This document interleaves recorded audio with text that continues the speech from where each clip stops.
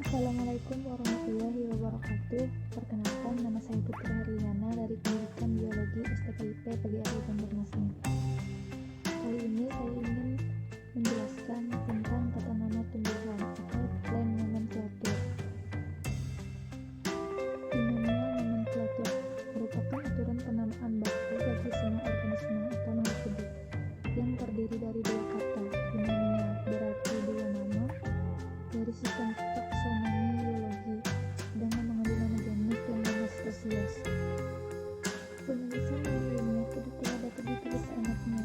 Nama ilmiah haruslah ditulis miring atau digarisbawahi saat ditulis tangan atau dicetak. Awal dari nama ilmiah hendaknya huruf besar dan yang lainnya huruf kecil. Genus. Nama genus adalah suatu kata benda dan tunggal, sedangkan pelindung genus biasanya adalah adjektif. Sebagai contoh, pada Forbes alba L, kata alba berarti putih, tetapi dapat juga sebagai kata keterangan. Sebagai contoh, virus malus L. Malus adalah nama genus dari buah apel.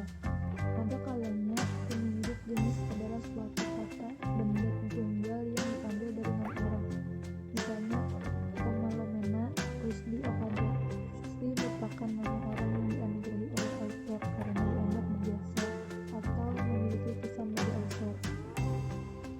Nama genus dan penunjuk jenis dari berbagai sumber, tetapi selalu harus diperlakukan sebagai bahasa Latin. Botanis dianjurkan untuk tidak membentuk nama ilmiah yang panjang dan sulit dilafazkan. Dalam bahasa Latin harus disesuaikan dengan bahasa Latin dan menghindari kombinasi nama dan penunjuk jenis dengan kombinasi kata dari bahasa yang berbeda. Spesies dikelompokkan ke dalam suatu hierarki kata secara meningkat dari genus, famili, ordo, kelas, dan divisi dengan subgrup daripada masing-masingnya. Kelompok taksonomi dari suatu tingkatan disebut dengan takson atau jamaknya takson. Sebagai contoh, Quartus levis Walter. Panduan yang paling penting dalam pemberian nama ilmiah adalah pembukaan KITT sebagai berikut. Kode Internasional Tata Nama Tumbuhan. Pembukaan. Botani membutuhkan sistem tata nama yang tepat dan sederhana yang digunakan oleh semua ahli botani dimanapun dan menunjukkan tingkatan unit atau kelompok taksonomi dan nama ilmiah yang diterapkan pada individu dari suatu kelompok taksonomi tumbuhan. Tujuan dari pemberian suatu nama tumbuhan terhadap suatu takson bukanlah menunjukkan karakter dan sejarahnya, tetapi untuk memberikan pengertian, untuk menyebutkan dan menunjukkan tingkatan taksonominya. Tujuan dari kode ini adalah memberikan ketetapan metode penamaan kelompok taksonomi yang tidak mudah berubah, menghindari penolakan pemakaian nama yang dapat menyebabkan kesalahan atau makna ganda, atau menjerumuskan sains dalam ketidakpastian. Selanjutnya, hal yang penting juga adalah menghindari pemberian nama tanpa manfaat. Yang kedua, azas-azas membentuk dasar dari sistem tata nama tumbuhan. Yang ketiga, rincian peraturan dikelompokkan atas aturan-aturan, artikel, dan rekomendasi. Contoh-contoh ditambahkan pada aturan-aturan dan rekomendasi untuk menjelaskannya. Yang keempat, tujuan aturan-aturan adalah menempatkan tata nama yang lalu dalam urutan dan melengkapinya di masa akan datang. Nama yang bertentangan dengan aturan tata nama tidak dapat dikelola. Yang kelima, rekomendasi berhubungan dengan poin tambahan. Tujuannya untuk membuat lebih seragam dan jelas terutama tata nama masa yang akan datang. Nama yang bertentangan dengan rekomendasi tidak dapat ditolak, tetapi tidak dapat menjadi contoh untuk diikuti. Yang keenam, ketentuan pengaturan modifikasi kode ini adalah bentuk perubahan yang terakhir. Ketujuh, aturan dan rekomendasi diterapkan untuk semua organisme yang dianggap sebagai tumbuhan, termasuk jamur bukan bakteri, apakah berupa fosil atau non-fosil. Tata nama bakteri diatur oleh Kode Internasional Tata Nama Bakteri. Ketentuan spesies diperlukan untuk kelompok tumbuhan tertentu.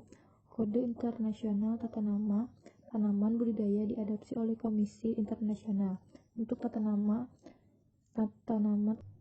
Budidaya. Ketentuan nama hybrid terdapat pada Appendix 1 hanya dengan alasan yang sesuai nama suatu tumbuhan dapat berubah, dan tentu saja perubahan tersebut harus berdasarkan dengan fakta dari kajian taksonomi yang lebih dalam, atau lebih penting dihentikan jika bertentangan dengan aturan.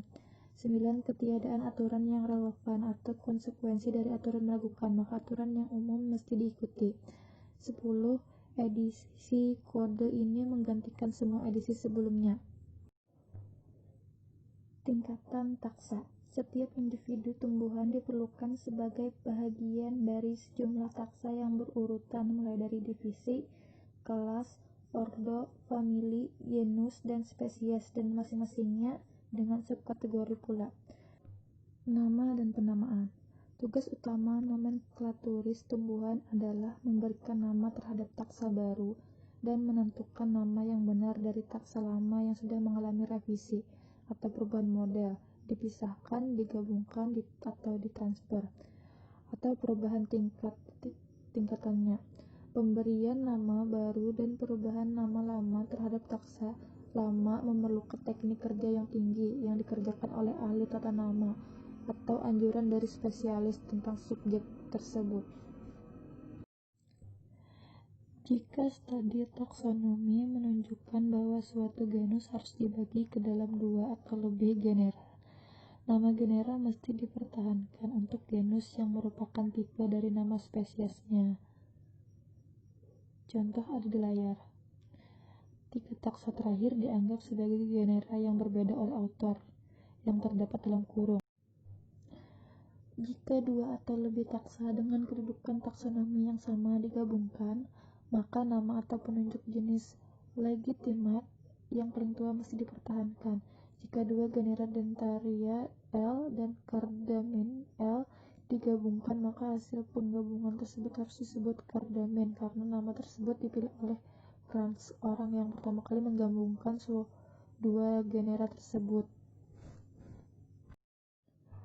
Autor kombinasi.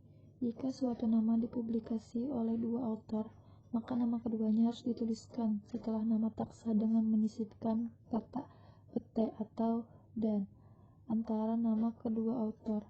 Jika lebih dari 2 autor mempublikasikannya, maka setelah nama taksa disebutkan nama autor pertama dan ditambah dengan "et al" atau "it al". Sebagai contoh ada di layar. Pengajuan nama. Jika suatu nama yang diusulkan tidak dipublikasikan secara valid oleh seorang autor, maka jika autor lalu menyempurnakannya, maka setelah nama taksa tersebut harus diselipkan kata X antara kedua autor tersebut. Jika suatu nama dengan suatu deskripsi atau diagnosis terdapat pada publikasi autor yang lain, maka setelah nama takson dan nama autor pertama diselipkan kata in, diikuti autor pertama yang mempublikasikannya.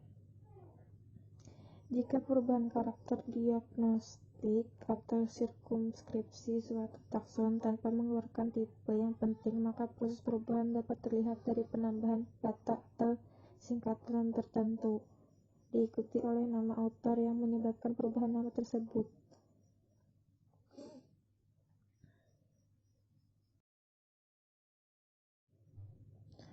Perubahan tingkatan. Jika suatu takson yang lebih rendah dirubah tingkatannya menjadi lebih tinggi, maka nama taksonnya akan diikuti oleh nama autor publikasi pertama dalam parentesis diikuti oleh autor yang mengangkat status taksonominya menjadi lebih tinggi. Contoh ada pada layar. Transfer takson. Demikian pula seandainya terjadi transfer nama dengan kedudukan yang sederajat, maka nama baru akan diikuti oleh nama autor pertama dalam parentesis diikuti oleh autor yang mentransfer status taksonominya menjadi takson lain. Contohnya ada pada di layar. Suatu sinonim merupakan suatu nama yang ditolak karena salah penerapan atau terjadinya perbedaan dalam mengambil keputusan taksonomi. Suatu sinonim tata nama adalah suatu perbedaan nama berdasarkan tipe tata nama yang sama dengan nama kedua. Suatu sinonim taksonomik adalah perbedaan nama penjelas berdasarkan perbedaan tipe, tetapi keputusan taksonomi menunjukkan identitas yang sama dengan takson yang sudah dideskripsikan sebelumnya. Contohnya ada pada layar. Basionim merupakan penunjuk jenis atau di bawah jenis yang mempunyai prioritas dan dipertahankan jika ditransfer menjadi suatu taksa lain atau baru. Contohnya ada pada layar. Homonim adalah suatu kasus dua atau lebih nama identik berdasarkan tipe berbeda, namun hanya satu nama yang dapat diakui. Contohnya ada di layar. Tautonim adalah binomial yang tidak sah, nama genus dan penunjuk jenisnya adalah sama. Contohnya ada pada layar. Armorrhagia adalah suatu homonim yang merupakan binomial yang tidak sah dan ditolak oleh aturan dan merupakan sinonim tata nama berdasarkan tipe yang sama sebagai Armorrhagia rusticana. Contohnya ada pada layar. Hibrid adalah keturunan dari dua tumbuhan atau hewan dari ras, forma, varietas, subspesies, spesies, atau genera. Contohnya ada pada layar. Tipe adalah acuan dalam pemberian nama. Holotipe adalah satu spesimen atau elemen lainnya yang digunakan oleh autor sebagai tipe tata nama. Lektotipe adalah spesimen atau elemen lain yang diseleksi dari material asli untuk digunakan sebagai tipe tata nama jika tidak ditemukan holotip. Apakah karena memang tidak disertai waktu publikasi atau telah hilang. Neotipe adalah spesimen atau elemen lain yang diseleksi untuk digunakan sebagai tipe tata nama sepanjang semua material yang digunakan sebagai tipe tata nama telah hilang. Sinotipe adalah salah satu dari dua atau lebih spesimen yang dikutip oleh autor ketika holotipe tidak dibuat. Tapotipe adalah spesimen suatu koleksi takson yang sudah bernama, biasanya setelah dari tipe lokasi asli atau dari daerah di mana spesies dipertelakan. Nomina conservanda, penulisan nama famili yang dipertahankan atau dilestarikan meskipun tidak sesuai dengan aturan yang berlaku. Menurut ICBN atau KITT, penulisan famili berakhiran CAE, sedangkan penulisan yang tidak sesuai berakhiran AE. Penggunaan famili yang berakhir AE tetap dibenarkan, antara lain adalah dapat lihat di layar. Sekian yang dapat saya sampaikan, kurang lebihnya saya minta maaf, dan atas perhatiannya saya ucapkan terima kasih. Assalamualaikum warahmatullahi wabarakatuh.